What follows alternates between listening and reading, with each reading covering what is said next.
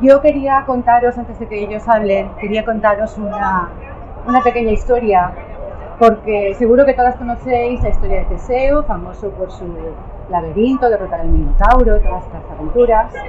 Y bueno, la leyenda cuenta que Teseo, durante sus viajes, pues el barco donde iba se fue estropeando, se fue deteriorando, y tuvieron que ir cambiando las tablas del barco una a una, sustituyéndolas por tablas nuevas.